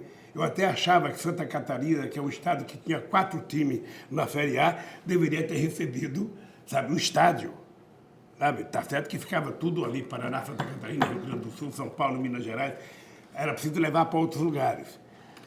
Mas, de qualquer forma... Mas foi uma decisão... Não, e na conversa comigo, na conversa que teve comigo a FIFA, na conversa comigo que teve a CBF e alguns governadores, todo mundo dizia: não haverá necessidade de 1 centavo público, o dinheiro será todo privado, está fim de empresário que quer investir. O que não era verdade.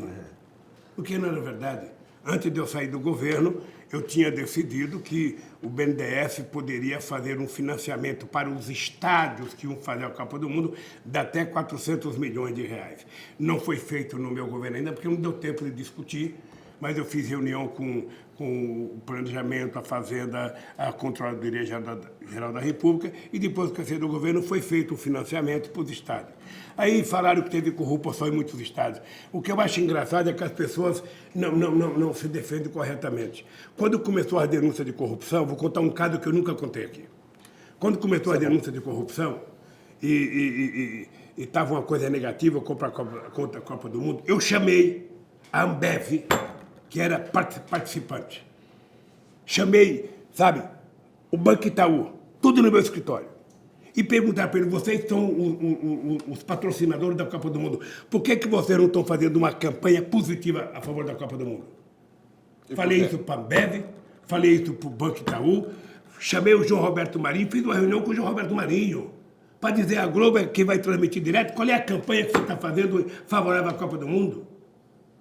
Tá? E fui conversar com a Dilma, que era preciso o governo, sabe, dizer por que era importante a Copa do Mundo. Defender a Copa do Mundo. Defender a Copa do Mundo. Bem, eu sei que o Itaú foi, até levou a propaganda para eu ver. Depois eles fizeram a propaganda boa e levou a propaganda para eu ver.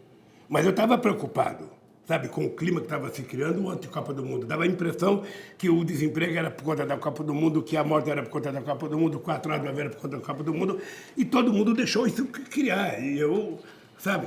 Era ano de eleição. Né? Então eu fui conversar, sabe, com o João Roberto. Conversei com todo mundo.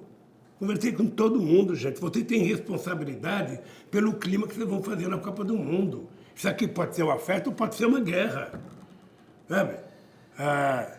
E ainda chamei o ministro Valmir Campelo, ministro do Tribunal de Contas da União. Ele tinha sido designado pelo Tribunal de Contas da União para fiscalizar a obra dos estádios. Ele veio a São Paulo. Foi ali no museu, no meu escritório, e eu falei, Valmir, eu quero saber o seguinte, você, que é o fiscal, o responsável de fiscalizar as obras, teve corrupção nos estádios? Ele falou, nenhuma. Teve um problema no Rio de Janeiro que foi resolvido, sabe, numa reunião com o governador Sérgio Cabral. E o material está no Tribunal de Contas da União. O relatório está lá. É só ir ver se o Tribunal de Contas, com o mando que tinha o Valmir Campelo, se encontrou corrupção. Não tinha. Mas ninguém teve coragem de falar. Nem o Valmir Campelo, nem o Tribunal de Contas teve coragem de dizer, gente, ó, nós fizemos auditoria em todos os estados e não teve. Porque já estava ali no clima Porque, para meu cara, é muito difícil.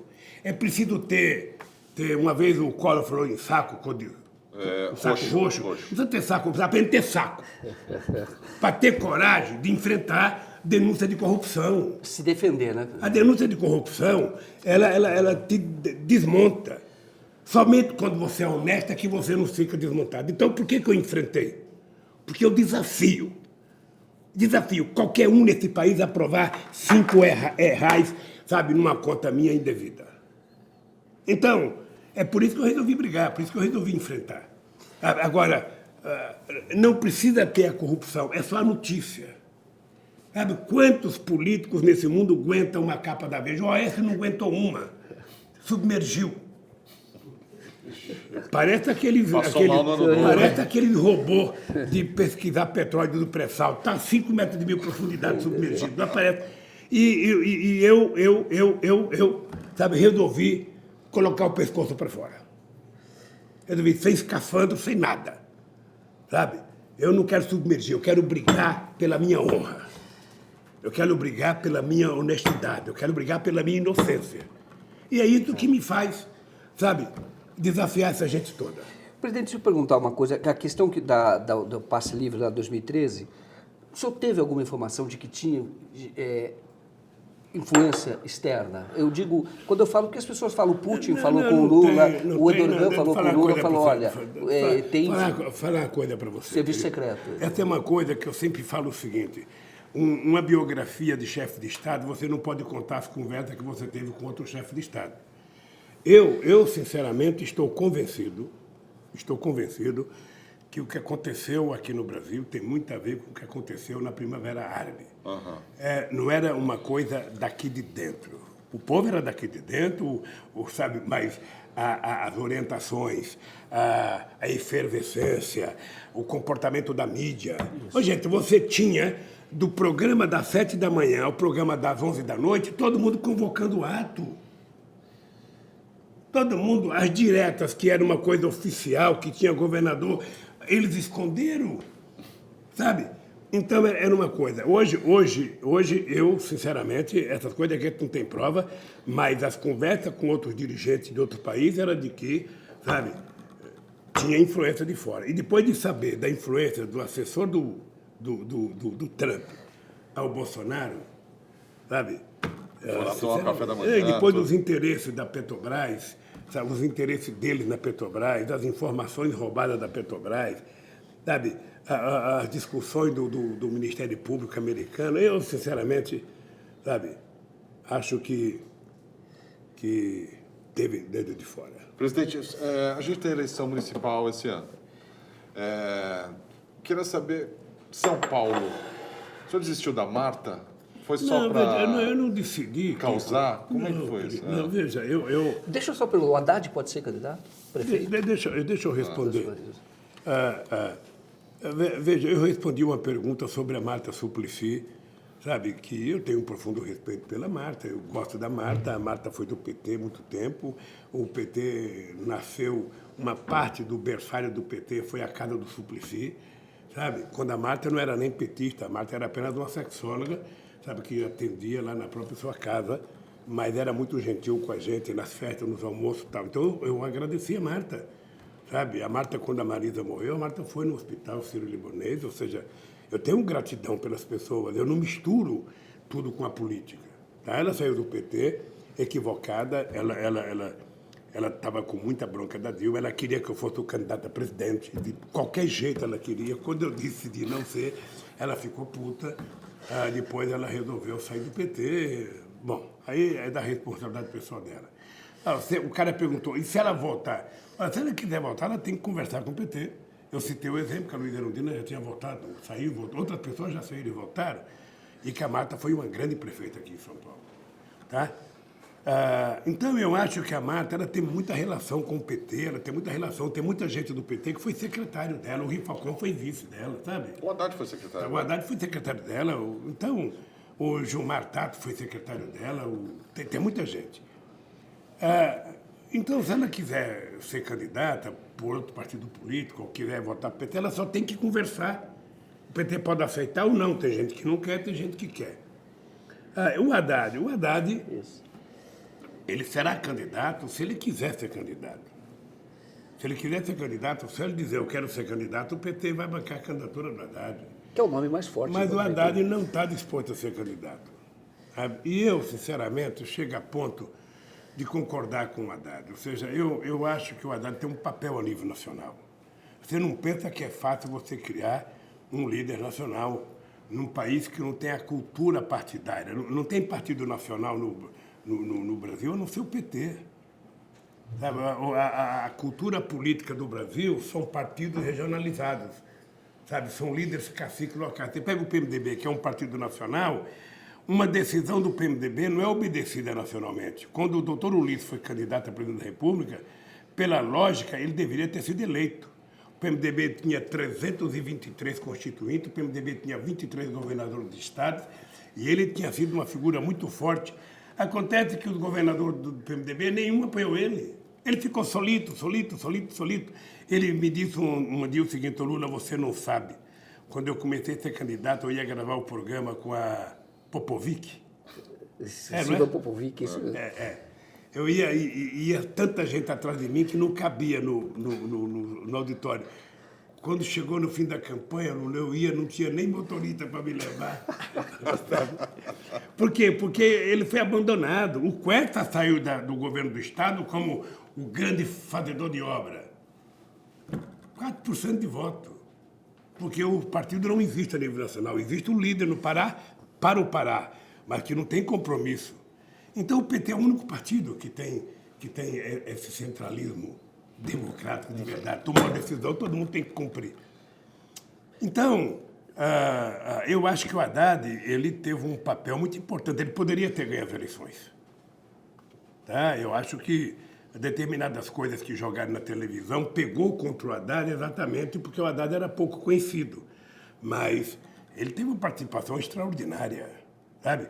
E às vezes eu fico pensando, quem sabe o PT já estava há 4 mandatos, quem sabe, seja bom para a democracia uma experiência como o Bolsonaro. Quem sabe? Para aprender? Eu digo brincando no PT, o Bolsonaro é um péssimo governo para o povo brasileiro. para a educação, para a cultura, para a tecnologia, para o trabalhador de salário mínimo. Mas para um partido que quer fazer oposição, não tem melhor do que ele. Não tem melhor do que É o adversário do sonho. Ele faz questão de fazer as coisas erradas.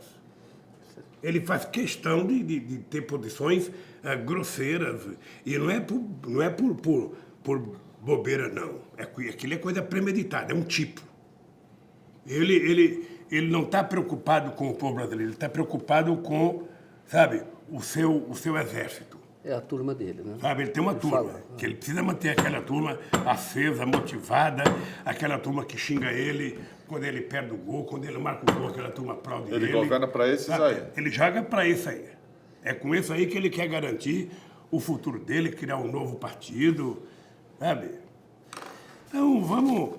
Agora, o presidente não tem que começar a desconstruir, não o Bolsonaro, mas esse projeto mesmo, e aí desconstruir mais o Moro. Eu vejo uma certa timidez. O Moro não é um perigo. Ele não pode, até incentivado pela emissora de televisão, essas pesquisas que mostram que ele tem uma popularidade, tem porque as pessoas conhecem pouco. O Moro vai ser desconstruído quando ele estiver participando da vida política, fazendo debate, sabe, enfrentando situações adversas. E o senhor acha que ele vai ser candidato?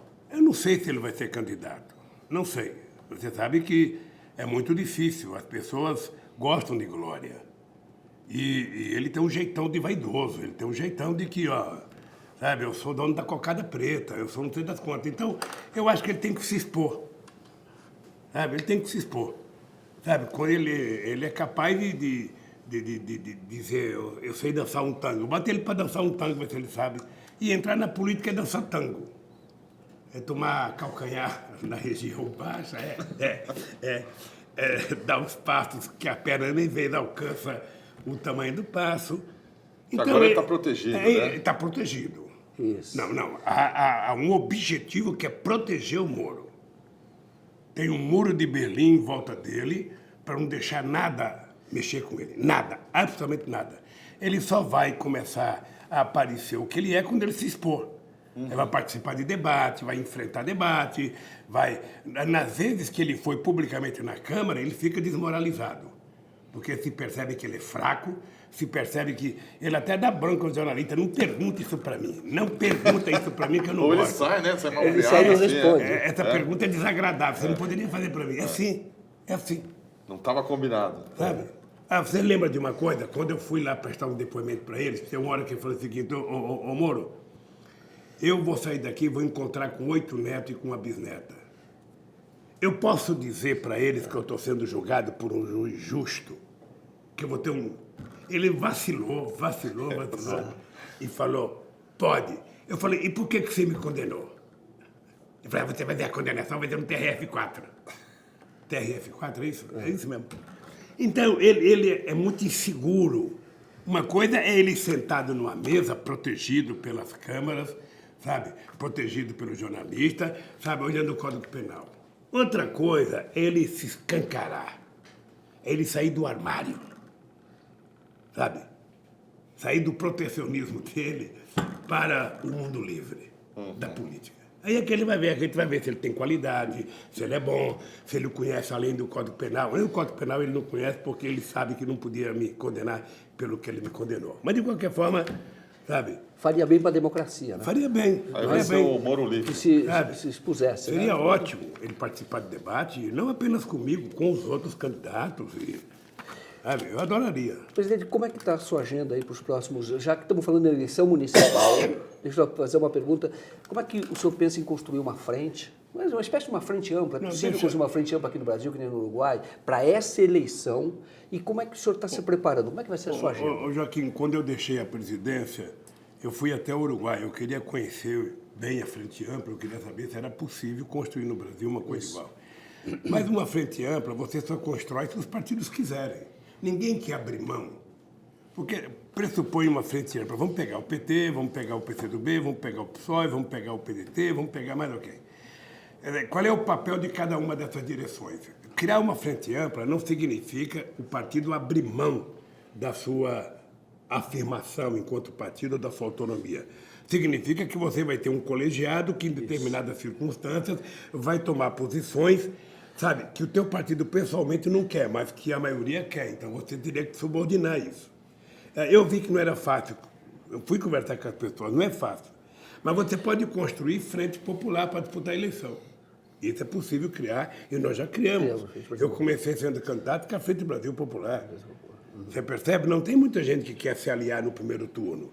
Quando você está bem e vai para o segundo turno, aí aparece um monte de gente para se aliar a você. Sabe? Então, eu acho que é possível. É possível criar em várias cidades. Eu não sou contra o PT apoiar candidato de outros partidos políticos, não. O PT não pode só querer ele ter candidato. Agora, onde ele tiver condições, ele terá que ter candidato, até porque o horário de televisão é uma oportunidade que o PT tem de se defender das injustiças que foram acometidas contra o PT. Se o PT não tiver candidato, você acha que eu sou favorável ao PT apoiar o Freixo no Rio de Janeiro? A Amanda Benedito é uma mulher de muita qualidade. Ela já foi candidata em 92 e não ganhou porque a Globo inventou os arrastões na praia para evitar que uma negra fosse prefeita do Rio de Janeiro. A história está aí, a gente não pode esquecer. Os arrastões foram uma invenção para não deixar a Benedita ganhar as eleições. Tá? E elegeram o César Maia. Então, o que eu acho é que o PT deveria se apresentar no primeiro turno, sabe? E depois, no segundo turno, a gente apoia, porque nós brigamos muito para criar 2 turnos.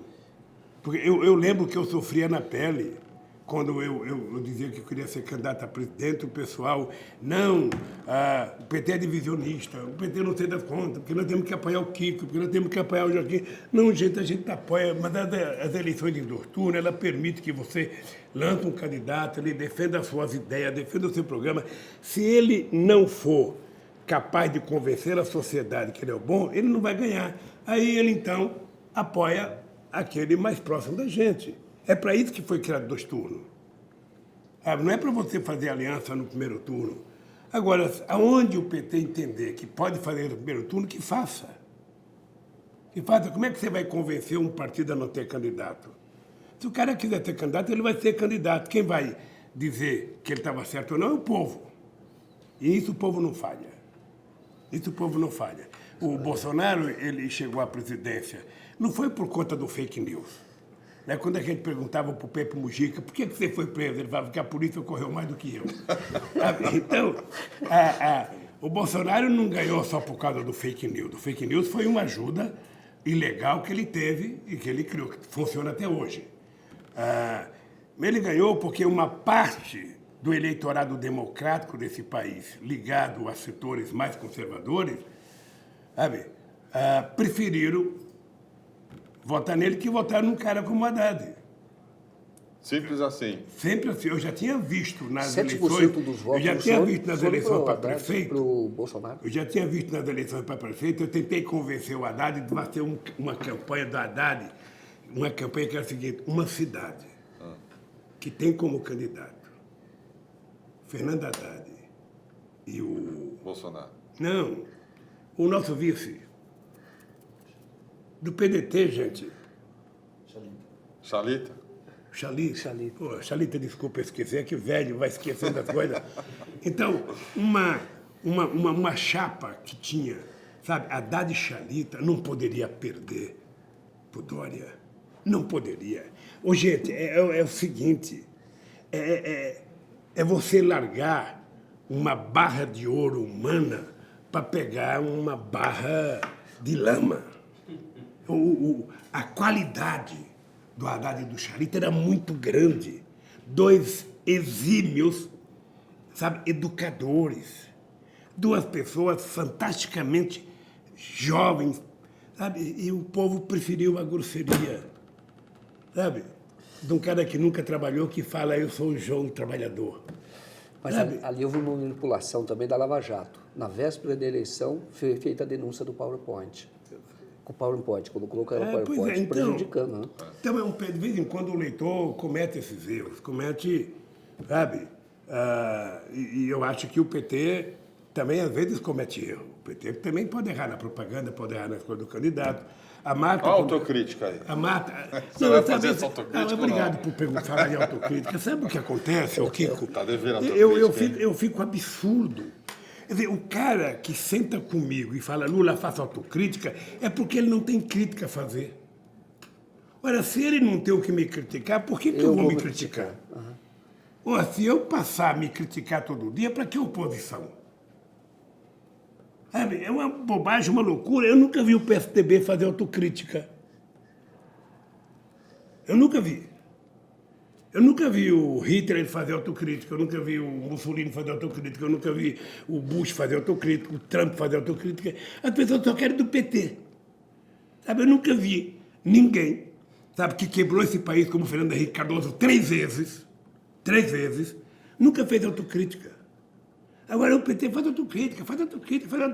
E tem hora que o PT fica se explicando. Sabe? Eu, sinceramente, tenho grandes autocríticas para fazer. Eu deveria ter feito mais do que eu fiz. Mais pobre na universidade, mais salário mínimo, mais empregada doméstica legalizada. Regulação sabe? da mídia. Mais pobre viajando de avião, mais pobre indo de avião para qualquer lugar do mundo. Sabe? Aumentar mais o salário mínimo, aumentar o Bolsa Família, mais minha casa, minha vida. Eu deveria ter feito mais isso. Essa é a minha autocrítica. Eu não sei o que o pessoal quer que faça autocrítica. Sabe? Então, as pessoas perguntam, e eu vejo o PT, às vezes, com dificuldade, eu vejo a quantidade de crítica que faz a Gleite. Gleite, não faz autocrítica, não faz autocrítica. Ô, companheiro, pelo amor de Deus, diga qual é a autocrítica que você quer que ela faça. Porque se você disser, você está fazendo uma crítica, eu posso me defender. Sabe? Então, vamos parar de cobrar do PT o que vocês não cobram de ninguém. Sabe? E o PT é cobrado desde que nasceu. Eu comecei a pensar no PT quando a gente começou em 79 a luta pela, como é que fala, pela criação de novos partidos. Tinha PMDB e Arena. Aí quando eu fui num palanque que eu disse que queria criar o PT, eu fui vaiado pelo pessoal do PMDB. Eu falei, porra, vocês estão me convidando para participar de um movimento pela liberdade política. E eu falo de criar um partido, vocês me vaiam. Que liberdade que vocês querem? Que eu apoie vocês? Então não tem liberdade. Então, o PT, é como diria a Maria da Conceição Tavares, que tá doente, ela ia criticar o PT, ela falava, o PT é uma merda, mas é a minha merda. Ele não presta, mas ele é o meu partido. Sabe? É como a tua família. Você pode ter um problema com o filho teu, você pode ter um problema com a tua mulher, você pode ter... Mas você vai permitir que alguém na rua vá avacalhar a tua família? Não. Ah, não. O PT é minha família.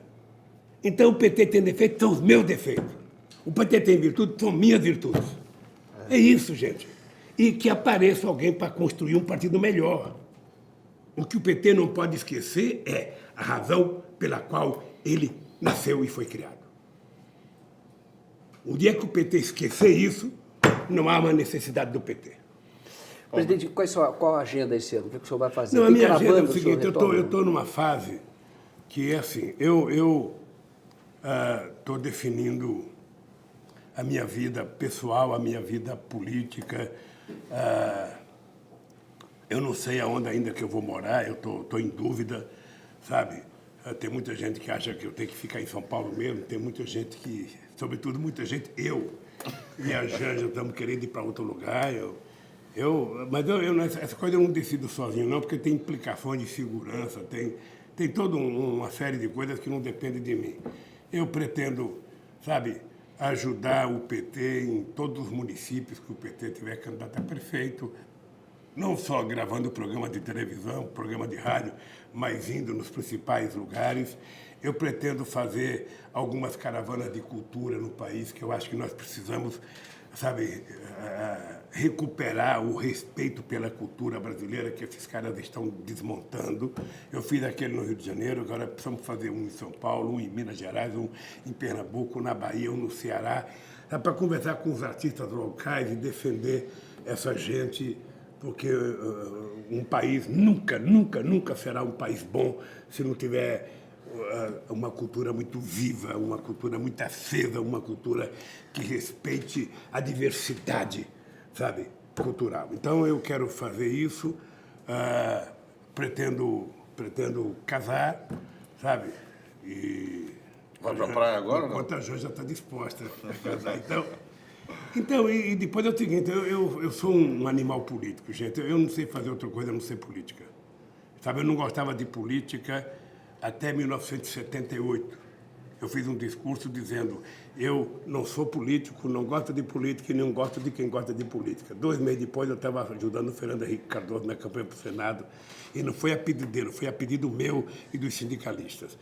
Depois, 2 anos depois, estava criando um partido político. Eu jamais imaginei ser candidato a vereador, daqui a pouco estava sendo candidato a governador, daqui a pouco estava sendo candidato a presidente da República. A única coisa que eu queria ser, na verdade, era deputado constituinte, e fui o mais votado dos constituintes. E depois eu desisti, sabe? Não quis mais ser deputado. E aí enveredei para a vida política. É importante que a gente já saiba que eu não vou fazer promessa. Em 78 eu prometi para a Marisa, é a minha última atividade no sindicato. Terminou meu mandato, eu estou fora. O que aconteceu? Sabe? Enfiei a cabeça na política e nunca mais saí. Então, sabe, para quem gosta de beber, a política é um bom aperitivo e a gente não larga nunca. Para quem gosta de rezar, a política é uma boa igreja, não vai largar nunca. E eu estou nessa. Eu não tenho como viver sem fazer política. Gosto de política, acho que somente a política pode consertar esse país. Quem achar que a solução do Brasil está em Harvard, vai quebrar a cara, como quebrou com o Jânio Quadros, como quebrou com o Collor e como vai quebrar com o Bolsonaro.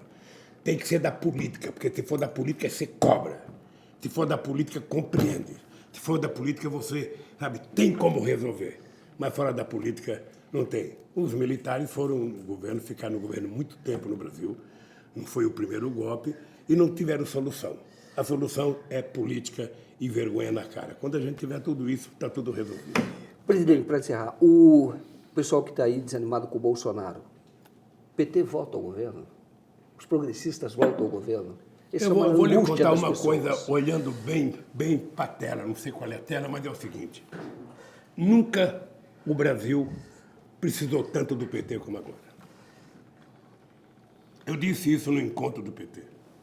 Nesse instante em que o Brasil voltou aos patamares de pobreza diante de eu chegar ao governo, o Brasil precisa, como nunca, que o PT volte ao governo para fazer a economia crescer, para fazer o salário mínimo aumentar, para fazer transferência de renda, para fazer os pobres voltar a ter universidade, para voltar a fazer investimento em ciência e tecnologia, para voltar a utilizar o resto do petróleo para financiamento da educação, para fazer mais habitação e para melhorar a vida do povo. E para que o Brasil recupere o direito de andar de cabeça erguida no mundo, a sua soberania e a sua decência. Portanto, eu sou um que vou brigar muito para o PT voltar ao governo. Presidente, deixa eu encerrar aqui. Queria agradecer a todo mundo, uma equipe técnica maravilhosa, Joaquim, o Crispiniano, o Marco, sobretudo o presidente Lula, aqui, primeira entrevista do ano. Muito obrigado, foi um prazer conversar com o senhor. O que eu quero só avisar para você do meu respeito pelo DCM. Eu tenho uma marca muito profunda do que vocês fizeram quando estava saindo fotografia, sabe, do famoso triplex no Guarujá, sabe, e que vocês foram mostrar o triplex da Globo em Paraty. O repórter Renan Antunes foi lá. E foram mostrar, inclusive, o helicóptero que eles diziam era o Helicoca? Não, a empresa do Panamá, sim. sabe, está envolvida no caso do triplex, era a empresa financiadora do apartamento da Globo. Aquela foto de vocês foi genial, aquilo quando a gente vê uma coisa séria, lava a alma da gente. E a partir dali eu virei seguidor e eu sou grato por tudo que vocês fizeram pela democracia nesse país. Você sabe que se um dia vocês me criticarem e eu tiver errado, vocês jamais receberão uma crítica minha, porque vocês falam, ou seja, eu sou um defensor da liberdade de imprensa de verdade. Agora, o que eu fico injuriado é quando as pessoas dizem uma inverdade, sabe, que é uma coisa grosseira. Então, eu quero dar os parabéns para vocês, para você, para o Joaquim, sabe, e dizer que eu espero que vocês continuem e espero que, se o PT voltar ao governo, o PT possa ter, sabe, pela mídia alternativa, o respeito que a gente não conseguiu ter no nosso mandato, porque a gente deveria ter ajudado mais com transferência de recursos, mais equitativo, sabe? Menos pagando as emissoras e mais para a mídia alternativa desse país. Então, boa sorte para vocês. Muito obrigado. Obrigado pela entrevista. Mídia aqui não é mais alternativa. Obrigado, pessoal. Obrigado aos nossos leitores. Continuem conosco. Voltamos às 4, depois às 9. Muito obrigado. Valeu. Presidente. Kiko, obrigado, querido. Obrigado, presidente. Obrigado. Obrigado.